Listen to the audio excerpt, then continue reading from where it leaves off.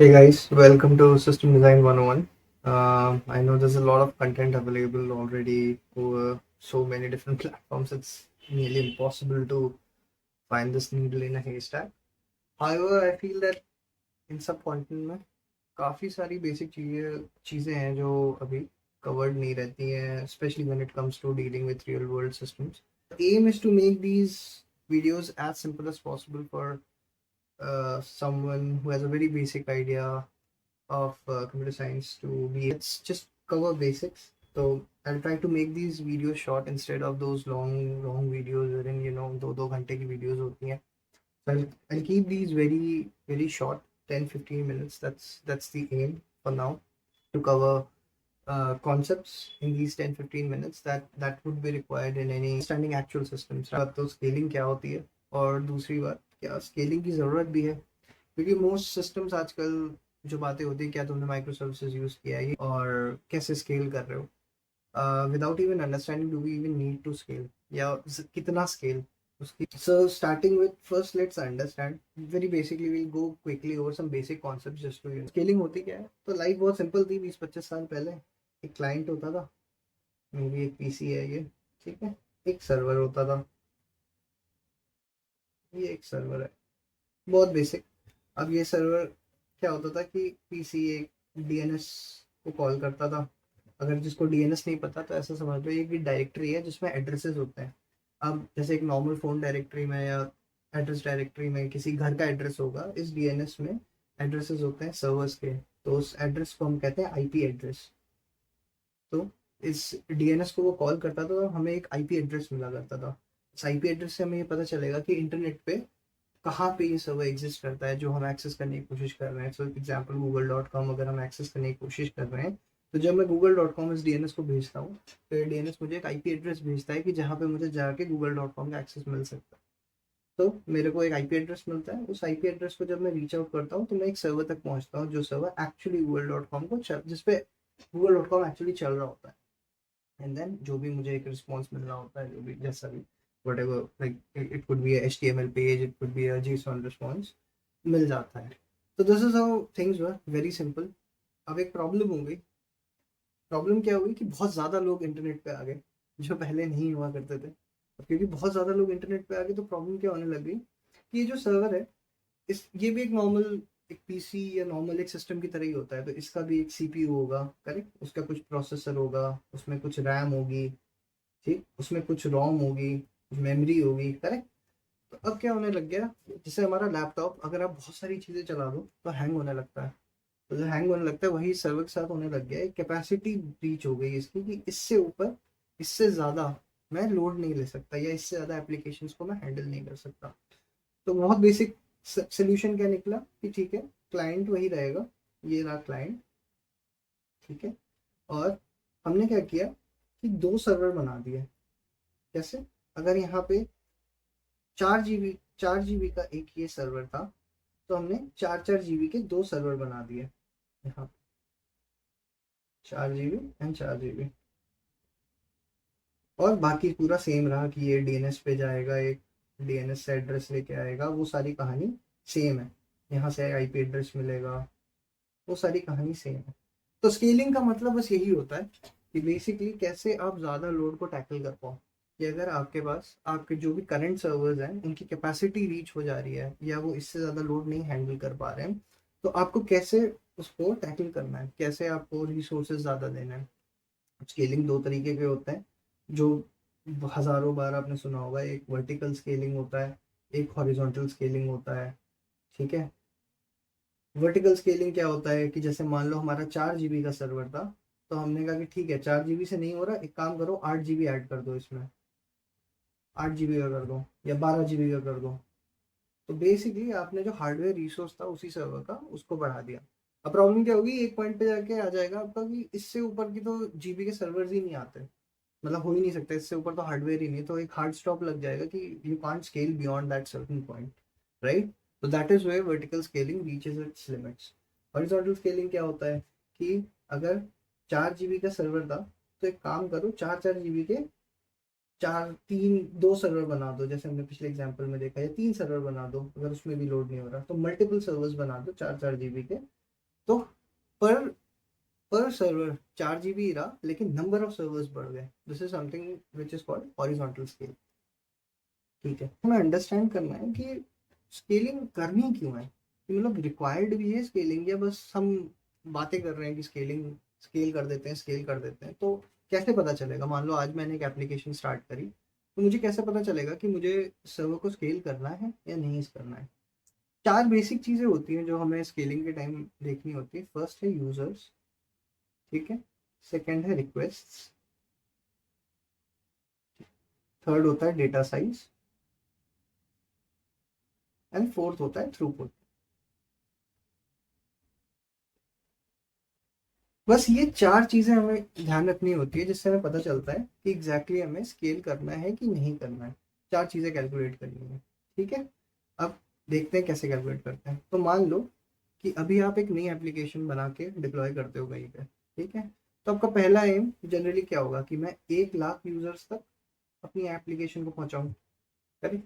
अगर कोई already 1 lakh application पे है तो उसका एम क्या होगा, 10 लाख तक पहुंचा दूं। अगर कोई 10 लाख पे है तो उसका 1 करोड़ हो सकता है, 1 करोड़ पे है तो उसका 5 करोड़ हो सकता है। तो ऐसे करते हैं। तो लेट्स से हमारे एग्जांपल में हम एक नई एप्लीकेशन स्टार्ट कर रहे हैं, तो हम 1 लाख यूजर्स का लेके चलते हैं टारगेट, कि हमें 1 लाख यूजर्स तक स्केल करना है। ये तो हमारे यूजर्स का assumption हो गया। सेकेंड, हमें क्या करना है, रिक्वेस्ट निकालनी है। तो अगर ये 1 लाख यूजर्स हमें अगर दिन के 10 रिक्वेस्ट करते हैं तो 10 लाख रिक्वेस्ट हो गए, ठीक। 10 लाख रिक्वेस्ट को अगर मैं पर सेकेंड निकालना चाहूँ तो कैसे निकालूंगा, 10 लाख एक दिन के हो गए, 10 लाख बाय 24 घंटे इंटू 3600 सेकेंड्स, राइट। तो ये क्लोज टू कितना आएगा, अराउंड 11-12 के आसपास। तो एवरेज मान लेते हैं 15 रिक्वेस्ट, ठीक है। 15 रिक्वेस्ट पर सेकेंड हो सकता है, मतलब दिस इज 15 रिक्वेस्ट पर सेकेंड हमारा, ठीक। एक एवरेज एवरेज हमारा ट्रैफिक हो सकता है ये, हमारे एस्टिमेशन के हिसाब से, करेक्ट। अब मान लेते हैं कि कभी पीक हो गया आपका। पीक क्या होगा कि मान लो बहुत सारी रिक्वेस्ट एकदम से एक साथ आ गई, तो पीक कैसे ले सकते हैं, एक एवरेज मान ले नंबर, जैसे 5 टाइम्स जो आपका आता है नॉर्मली, 5 टाइम्स पर सेकेंड जो ट्रैफिक आ रहा है वो आपका एक साथ आ गया, तो 5 × 15 रिक्वेस्ट पर सेकेंड, ये क्लोज टू आएगा 75 रिक्वेस्ट पर सेकेंड। अगर ये 10 टाइम्स हो गया, 10 × 15 यानी 150 रिक्वेस्ट पर सेकेंड। तो ये पीक हो सकते हैं आपके, कि हाँ एकदम से 10 गुना ज्यादा ट्रैफिक आ गया अगर मेरा एक एस्टिमेट, तो 150 रिक्वेस्ट पर सेकंड हो सकते हैं हमारे। तो क्या निकालना है, डेटा साइज। तो अगर हम डेटा साइज निकालने जाते हैं, तो अगर हम मान लेते हैं कि जब भी हमारे पास एक रिक्वेस्ट आ रही है कोई भी, तो हम 1 KB का डेटा अपडेट करते हैं अपने सर्वर्स पे, ठीक है। 1 KB डेटा पर रिक्वेस्ट हम अपडेट कर रहे हैं। तो हमारे पास 10 लाख रिक्वेस्ट आ रही है दिन की, करेक्ट। तो 10 lakh into 1 KB, 10 lakh KB, close to 1 GB of data, correct. Close to 1 GB of data हमारे पास अपडेट हो रहा है पर डे। ये हमारा डेटा साइज हो गया, ठीक। नेक्स्ट जो हमें कैलकुलेट करना है वो है थ्रूपुट। थ्रूपुट क्या है, सो फॉर एग्जांपल हर रिक्वेस्ट पे on an average let's say 10 KB of data server transfer कर रहा है हर रिस्पॉन्स पे, ठीक है। अब हमारे 10 लाख रिक्वेस्ट आते हैं पर डे, जो हमने पिछले एस्टिमेशन में लिया था, करेक्ट। तो ये 10 लाख इंटू 10 KB अगर मैं करूँगा तो अराउंड 10 GB ऑफ डेटा होगा ये। 10 GB ऑफ डेटा पर दिन ट्रांसफर होता है, करेक्ट। तो अब फाइनल हम जो हमने 4 चीज़ें डिसाइड करी थी कि हम ये कैलकुलेट करेंगे, तो हम ये लिख लेते हैं। तो सबसे पहले यूजर्स हमारे, तो यूजर्स हमारे हैं 1 लाख, करेक्ट। फिर हमारे रिक्वेस्ट आ रहा है एट पीक जो हमारा आ रहा है वो आ रहा है अराउंड 75 to 80 रिक्वेस्ट पर सेकेंड। एंड जो एवरेज आ रहा है वो आ रहा है अराउंड 10 to 15 रिक्वेस्ट, ठीक है, जो हमने कैलकुलेट करा था। जो साइज आ रहा है हमारा डेटा साइज वो आ रहा है 1 GB पर डे, एंड जो थ्रूपुट आ रहा है वो आ रहा है 10 GB पर डे। तो ये जो कैलकुलेशन होती है ना, इसको कहते हैं back of the envelope calculation. Back of the envelope calculation. जब भी हम कुछ भी स्केल करने का डिस्कस करते हैं तो हमें एक back of the envelope calculation करनी होती है, जिससे हमें ये समझ में आता है कि क्या इस सिस्टम को अभी स्केल करने की जरूरत है कि नहीं है। हम तभी सिस्टम स्केल करते हैं जब एक्चुअली स्केलिंग की जरूरत होती है।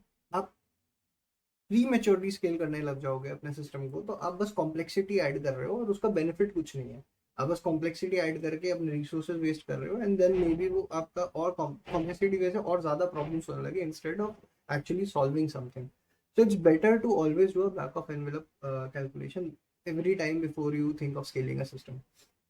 तो जो हमारे ये नंबर्स आए हैं, तो इन नंबर्स के हिसाब से हमें स्केल करने की जरूरत नहीं है। A single server can easily handle this kind of traffic. अब you don't have to take my word for it, इसका भी कैलकुलेट करने का तरीका होता है, can can my server take this kind of load और नॉट। अब वो कैसे होता है, this something called capacity. So next we will see what is capacity. तो कैपेसिटी का सीधा सीधा फॉर्मूला होता है, कैपेसिटी का सीधा सीधा फॉर्मूला क्या होता है, capacity is equal to the number of concurrent requests that you are expecting, ठीक है, divided by the latency, average latency of the server। ठीक है, अब ठीक है, अब इसमें दो दो चीजें ऐड हो गई, कॉन्करेंसी एंड लेटेंसी। इन दोनों चीजों को हमने भी डिस्कस नहीं किया है। कॉन्करेंसी क्या है, कॉन्करेंसी बस ये है कि कितने रिक्वेस्ट पैरेलली एक सर्वर हैंडल कर सकता है, that is basic concurrency. Latency क्या है कि पर रिक्वेस्ट कितना टाइम हमारा सर्वर लेता है उसको प्रोसेस करने में। लेट्स से एक रिक्वेस्ट आया तो मैंने 1 सेकंड में उसका रिस्पॉन्स दे दिया मेरे सर्वर ने, या मे बी 500 मिली सेकेंड में रिस्पॉन्स दे दिया, या मे बी 200 मिली सेकेंड में रिस्पॉन्स दे दिया, डिपेंडिंग कि किस टाइप का रिक्वेस्ट है। बहुत सारे फैक्टर्स हैं जो लेटेंसी को इफेक्ट करता है। ठीक है, तो बिफोर हम ये कैपेसिटी कैलकुलेट करें, हमें कुछ चीज़ें समझनी पड़ेगी कि लेटेंसी इफेक्ट किन किन चीज़ों की वजह से होता है। First and foremost thing obviously कि कितने रिक्वेस्ट आ रहे हैं, तो नंबर ऑफ रिक्वेस्ट से फर्क पड़ता है। ठीक है, ठीक है, मतलब कॉन्करेंसी से डायरेक्टली प्रोपोर्शनेट हो गया।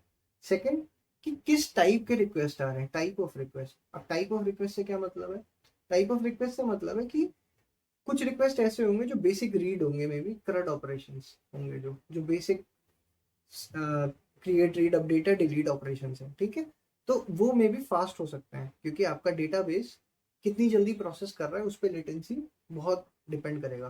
तो जो बेसिक CRUD ऑपरेशंस होंगे वो बहुत फास्ट होंगे। लेकिन अगर आपके सर्विसेज कुछ ऐसी लिखी हुई है जिसमें बहुत सारे जॉइंट्स लग रहे हैं या कॉम्प्लेक्स क्वेरीज चल रही हैं, उनकी लेटेंसी ज़्यादा होगी। अब वही जब हम ML या ML पे आ जाते हैं या कोई बहुत ही कॉम्प्लेक्स सर्विसेज पे आ जाते हैं जिसमें बहुत ज़्यादा प्रोसेसिंग यूज़ होनी है, CPU बहुत ज़्यादा यूज़ होना है, तो वो और ज़्यादा टाइम लेंगे। तो मे बी अगर कोई ML इंटेंसिव सर्विस है जिसमें ML का कुछ आप कर रहे हो, तो वो मे बी 5 से 7 सेकेंड 8 सेकेंड तक ले सकता है बस प्रोसेस करने में। कॉम्प्लेक्स जॉइंट्स अगर लगा रखे हैं आपने तो 1 1.5 सेकेंड ले सकता है, और वही कुछ मिली सेकेंड में बेसिक CRUD ऑपरेशन हो सकता है। थर्ड फैक्टर ये भी हो सकता है कि किस तरह का फ्रेमवर्क यूज कर रहे हो, ब्लॉकिंग यूज कर रहे हो या नॉन ब्लॉकिंग यूज कर रहे हो। ब्लॉकिंग नॉन ब्लॉकिंग क्या होता है, तो सिंपल सिंपल एग्जांपल लेते हैं, जैसे जावा है, तो जावा में थ्रेड्स होते हैं। तो जब भी आपका कोई बैकएंड अगर जावा पे चल रहा होगा, अगर आपने पहले जावा पे काम किया होगा, तो ऐसा होता है कि आपका रिक्वेस्ट आया, जावा एक ब्लॉकिंग थ्रेड क्रिएट करता है, कुछ रिसोर्सेज जो है वो ब्लॉक कर लेता है, जो भी आपके सर्वर रिसोर्सेज है, लेट्स से मेमोरी हो सकती है, वो रैम हो सकता है, प्रोसेसर के थ्रेड्स हो सकते हैं, तो वो ब्लॉक कर लेता है। एंड देन जब तक वो कंप्लीट नहीं कर लेता है अपना पूरा प्रोसेस, तो वो उसको लॉक करके रखता है। ठीक है, अब मान लो एक लिमिट होगी 100 थ्रेड्स की, जैसे फॉर अ सर्वर कि 100 थ्रेड से ज़्यादा स्पॉन नहीं हो सकते उस सर्वर पे। तो अगर ब्लॉकिंग है, जैसे इन केस ऑफ जावा, अगर वो ब्लॉकिंग है और 100 थ्रेड्स रीच होने वाला होगा या बहुत सारे थ्रेड्स ने ब्लॉक कर रखे होंगे रिसोर्सेज, तो ऑब्वियसली लेटेंसी बढ़ जाएगी क्योंकि स्लो हो जाएगा system. Correct. On the contrary, something like Node.js which is an asynchronous programming, तो Node.js में क्या होता है, डज नॉट ब्लॉक, वो एक क्यू में डाल देता है सारे एसिंक ऑपरेशंस को, and then once they are completed वो वहां से उठा उठा के देता रहता है। तो इसीलिए आपने सुना होगा कि बहुत बहुत सारे लोगों से सुना होगा कि Node.js has very fast reads. ठीक है, या रीड इंटेंसिव एप्लीकेशन पे आप काम कर रहे हो जहाँ पे बहुत हाई थ्रूपुट चाहिए होता है आपको, तो वहां पे आपको Node.js यूज करने के लिए रिकमेंड करते हैं। ठीक है, तो both both of these things have pros and cons, जो हम अभी इस वीडियो में नहीं डिस्कस कर रहे हैं, हम आगे करेंगे, बट इस वीडियो में हम नहीं डिस्कस कर रहे हैं। तो this is one of the factors that affects your latency, ठीक है, दिखता है। तो बेसिकली हमने जो फॉर्मूला देखा था कि कैपेसिटी कैसे कैलकुलेट करनी है, तो capacity is the number of concurrent request that you might be receiving and the average latency you are expecting from a server, ठीक है। तो अगर हम इसी फॉर्मूला से जाएं तो हम कहते हैं कि भाई हमारा जो कॉन्करेंट रिक्वेस्ट है वो है लेट्स से 100 रिक्वेस्ट आती है हमारे पास, ठीक है, जो हमारा मैक्स पीक है, हमारा पीक 100 रिक्वेस्ट के आसपास है, ठीक है। और हमारा जो लेटेंसी है वो लेट्स से 20 मिली सेकेंड्स का है। तो बहुत फास्ट, मतलब बहुत क्विक, मतलब बिल्कुल ही लाइट ऑपरेशन है, जैसे सिर्फ एक नॉर्मल रीड ऑपरेशन है ये। तो 20 मिली सेकेंड की लेटेंसी में हो जा रहा है, हमारा डेटाबेस 20 मिली सेकेंड लेता है इस डेटा को रीड करके हमें रिटर्न करने में। तो 100/100 तो कॉन्करेंसी हो गई, और आपका 0.02 आपकी लेटेंसी हो गई इन सेकेंड्स। तो ये जो वैल्यू आती है आपकी, ये आती है अराउंड 5000 रिक्वेस्ट पर सेकेंड, करेक्ट। तो अगर ये आपके स्टैट्स है, अगर आपके सर्वर के स्टैट्स ये है कि 100 कॉन्करेंट रिक्वेस्ट पे, रीड रिक्वेस्ट पे अगर वो 0.02 की लेटेंसी से रीड रिक्वेस्ट कर पा रहा है आपके सर्व, तो 5000 रिक्वेस्ट पर सेकेंड वो हैंडल कर सकता है। आइडियल सिचुएशन में ये सिर्फ एक थ्योरेटिकल नंबर है, ऐसा बहुत मुश्किल होता है इस टाइप के नंबर को मेंटेन करना, क्योंकि जो आपकी क्वेरीज होती है ना, क्वेरीज पे भी बहुत डिपेंड करता है। एक बेसिक क्वेरी हो सकती है कि select asterisk from name where name equal to Anirudh, sorry from student from where name equal to Anirudh, ठीक है। और select asterisk from student where ID equal to 123। अब इन दोनों क्वेरीज में बहुत फर्क है। एक में क्या होगा, जिसमें हम नेम से सर्च कर रहे हैं उसमें पूरा टेबल उसे ट्रैवर्स करना पड़ेगा, क्योंकि वो नेम से ढूंढ रहा है, ये इंडेक्स्ड नहीं है, ठीक है, नेम पे ये टेबल। और वहीं अगर मैं आईडी आईडी यूनिक है या आईडी यूनिक हो, ऑब्वियसली यूनिक आईडी है लेट्स से, तो ये इंडेक्स्ड डीबी होगी। इंडेक्स पे अगर वो सर्च करेगा तो बहुत फास्ट होगा। तो दोनों में बहुत डिफरेंस आ जाता है, रीड में भी डिपेंड कि आप कैसी क्वेरी लिख रहे हो।